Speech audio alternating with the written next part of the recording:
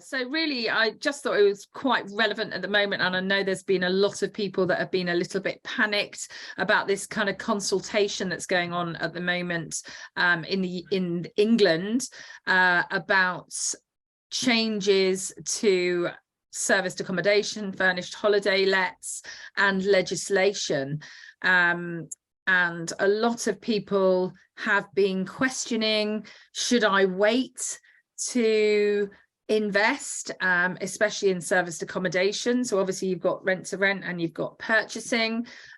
So it's pretty interesting, I found. Now, just on the offset, for me, the what I'm seeing is that and just as overall, I'm seeing that inherently it seems to be more of a well, not a concern, but it seems to be more directed at what you might call tourist areas. So places on the beach where you've potentially got half of the year there, you've got properties empty, and half of the year they're full.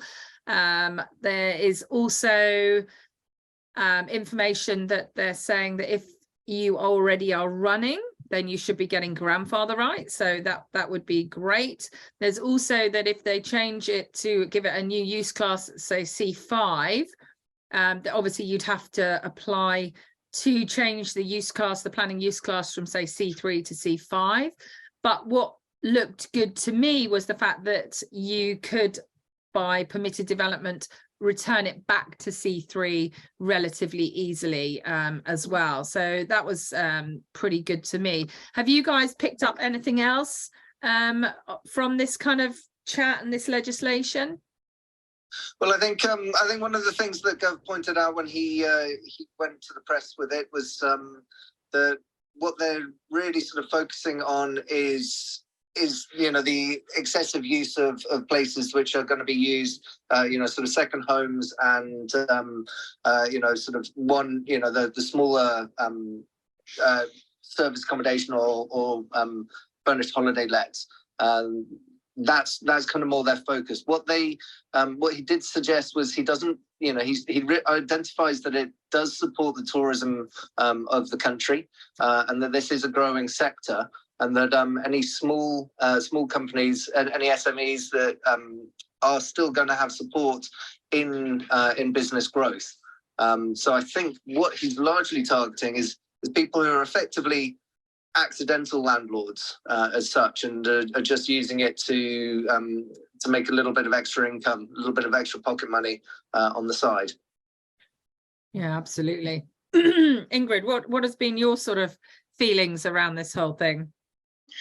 What I'm telling us, as always, if there is something in a business which is growing and things are happening and they are not regulated, always the government wants to regulate and look after. So in that case, everyone was telling that it has to happen. Question when. So when time came. So I completely agree with Emma. So no need to panic. Just carry on, and things will. It's not to kill. It's just to do a little bit of amendments. So just move on and don't stop and don't limit yourself. Yeah, absolutely.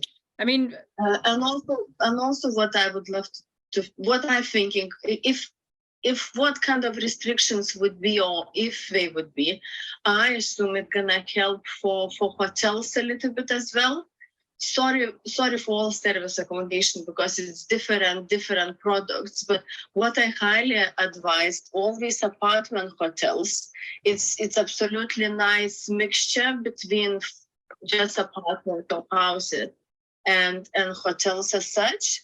So for us, we have now two very safe options, that if new legislation will come, everything would be clear for much longer time, and you can plan everything accordingly.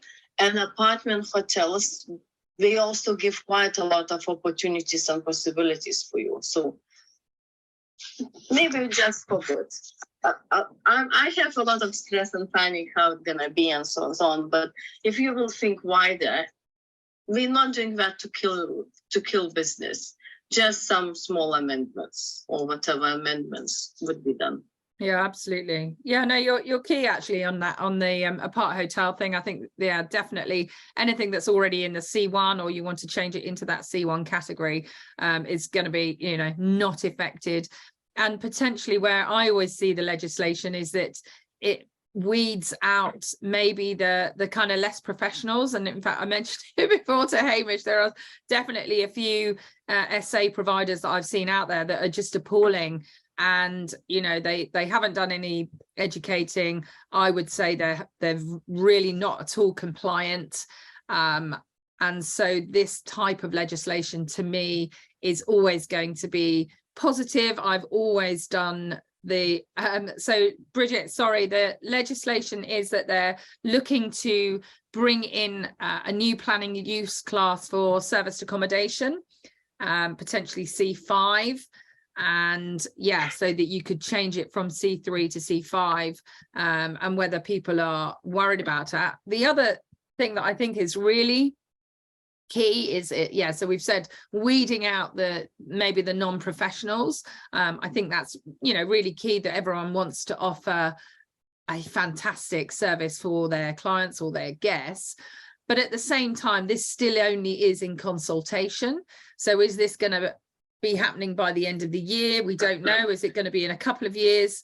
I don't think we exactly know yet. So I definitely wouldn't. Have you heard anything else, Hamish? Well, I was just going to say, I mean, I think a lot of this legislation particularly points out towards Airbnb rather than any of the other portals or the other marketing strategies that people use.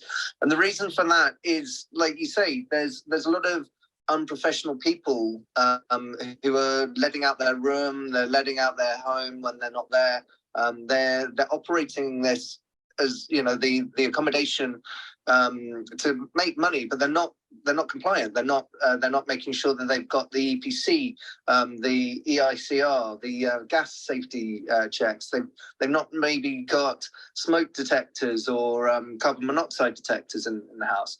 So, you know, there's a lot of error, a margin for error, and, you know, issues happening that could even be a threat to people's lives, let alone just the quality of the property that they're offering. And I think this was really pointed out by what Gove was saying when he went to the media, that he wants to make sure that people are regulated like this. And I think this is also highlighted by what's been happening in Scotland, where they've got the licensing. The licensing requirements, when you read through them, are just the basics of what you would have to rent out on a single let basis. So I think it's just about making sure you know, the properties are up to standard. And yes, in some circumstances, such as Cornwall, where there's massive outrage that people aren't able to live in the area that they've grown up in, because all the properties are empty. That's where there's going to be issues with people transferring over. But otherwise, I think it's a regulation to bring in safety aspects, which should be in the industry. And then, of course, I think, you know, the government, they're not making enough tax out of it at the moment. So that's something that they're going to want to do as well, which they're doing from the hotels and the guest houses already, but they're not doing from Airbnb. Yeah, absolutely. Yeah, you're totally right. But it will be interesting, though, how much they will bring on the basic requirements needs, because I know at the moment it's quite useful, you know, if you've got a low EPC, obviously, because people are not living constantly in places and they're coming and staying, you don't have to have EPC-C or EPC-E or whatever to run serviced accommodation. There isn't that. So it'll be interesting whether they would bring that legislation in specifically for serviced accommodation.